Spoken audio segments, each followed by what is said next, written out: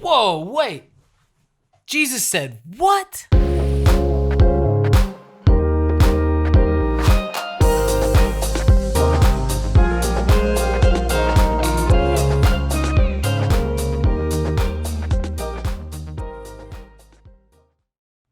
So glad that you're here. I'm excited. I feel like last time we got some great commentary going, got to chat with each other a little bit, got to interact. And so we talked about doing this possibly on Thursday. So that way it's a 1 week kind of thing. And we got to today and I was like, you know what? Let's go ahead and do it now. And so that's what we're going to jump into is Matthew chapter 7. You guys voted down in the comments below on the last video. If you haven't checked it out, we'll put the link up for you. Go check it out and it'll be great. So what won by one vote, see, your vote counts. So next time, don't just imagine I'm going to know what you want to see, but what won was what type of tree are you? A tree and its fruit. So we're going to find out what kind of tree you are today. I think about, imagine yourself as a tree. So you're kind of like the trunk of the tree, right? You are the body. So this is you. And you've got branches and you got leaves and you got roots.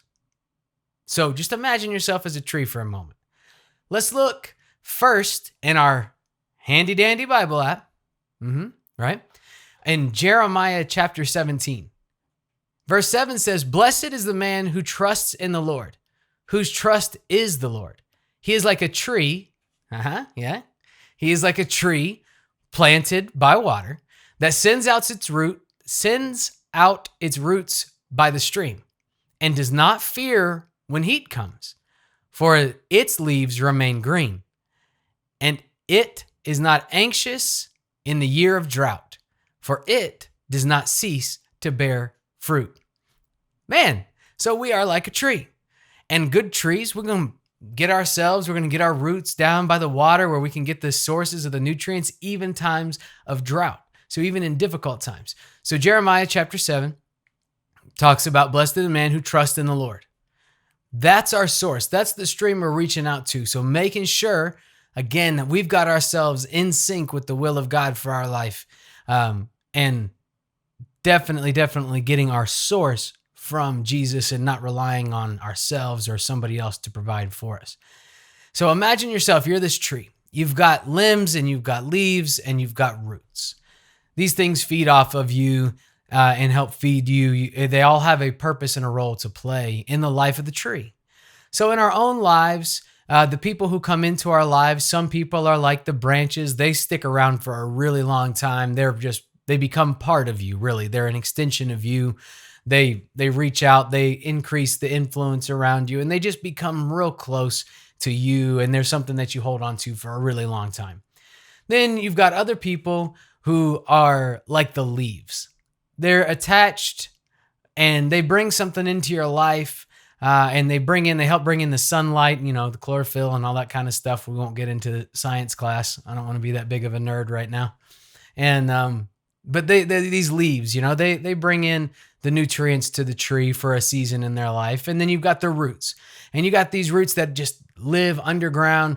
They are bringing in nutrients from the soil. They are your foundation. When the winds come, when the storms come and the rains, all that kind of stuff is trying to knock the tree around. It's your roots that help hold you stable. So we've got different types of people in our life, and some of them are branches, some of them are roots, and some of them are leaves. The problem that we run into a lot of times is too many of us spend too much time trying to turn a leaf person into a root person.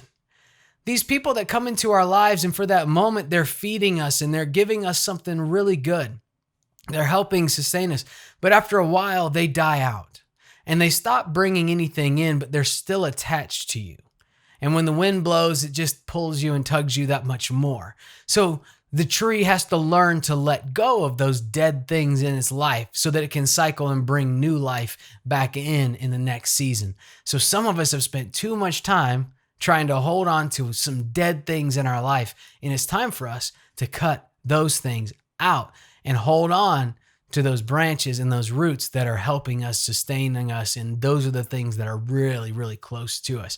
So making sure that we have the right type of foundation around us. I think we may have talked about that recently, maybe in the previous video. Check it out. And understanding our foundation has to be firm, has to be strong in order to stand up in the difficult times, like maybe a drought. And so let's look ahead a little bit. We're going to go into Matthew chapter 7. And this is Jesus himself talking to us, talking to his disciples. So we're here and we're listening, and Jesus himself is speaking here. He says, "Beware of false prophets who come to you in sheep's clothing, but inwardly are ravenous wolves. You will recognize them by their fruits.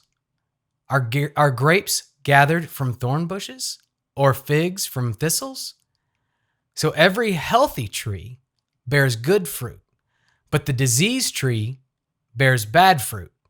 A healthy tree cannot bear bad fruit, nor can a diseased tree bear good fruit." So if we're living our lives focused on Jesus and we're following the plans that he laid out for us, right? So that sounds like a Bible verse somewhere. I think, you know what? I know it is. And if you can tell me what Bible verse that I'm referencing right there in the comments below, so under this video, go down and leave your comment.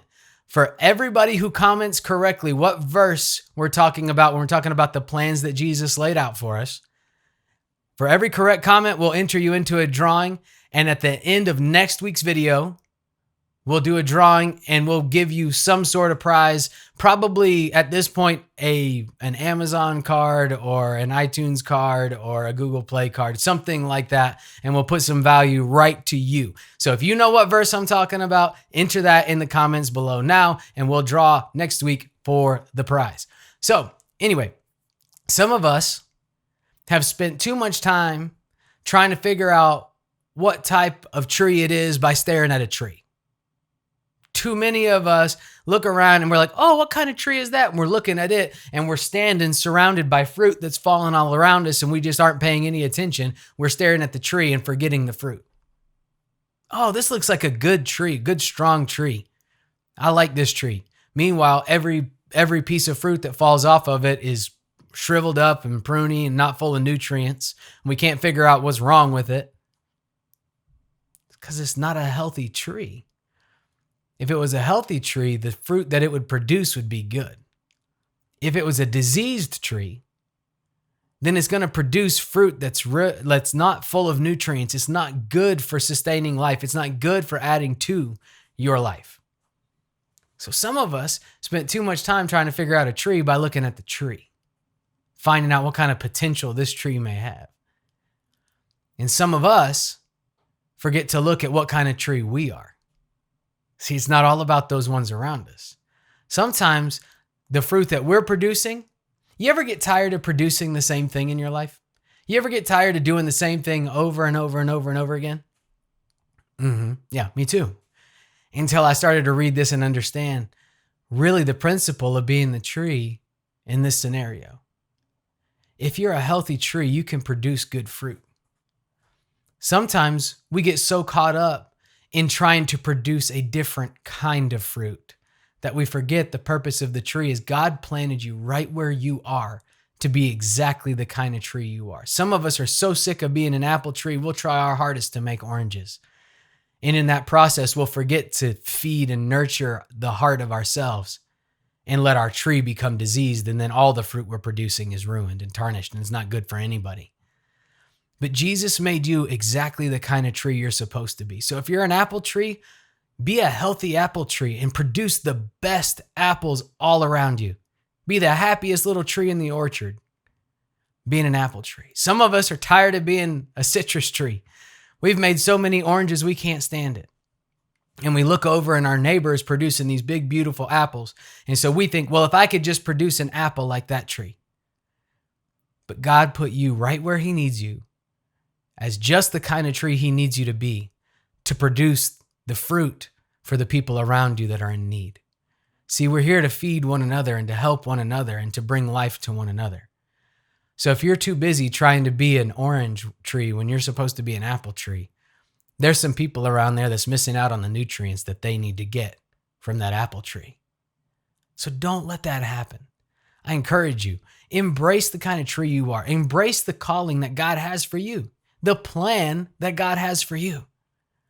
And bring that in and take that and just be proud of that kind of tree and be the best kind of tree you can be. So I'm glad you were here today. I hope this encourages you. I hope it kind of challenges you because it challenged me. And sometimes we need that. Sometimes the hoorah, fun stuff, that's great. But sometimes we need to be pushed and understand, God, I know you gave me a purpose and a calling. I don't understand it completely yet, but I'm going to stand fast in your calling for me and be exactly who you need me to be right here in this place before I can understand why. But I know you need me to be exactly where I'm at, producing exactly what you made me to produce. Thank you for being here. Please like, comment, subscribe, get involved. We want to communicate with you. We want to know what's going on in your lives and what we can pray with you for and help you out. We want Living in Truth to be a source of hope, a source of love, and a source of Jesus in this world. First and foremost, above all else, forever and always will be the name of Jesus while you're here. So I'm so glad that you were with us today.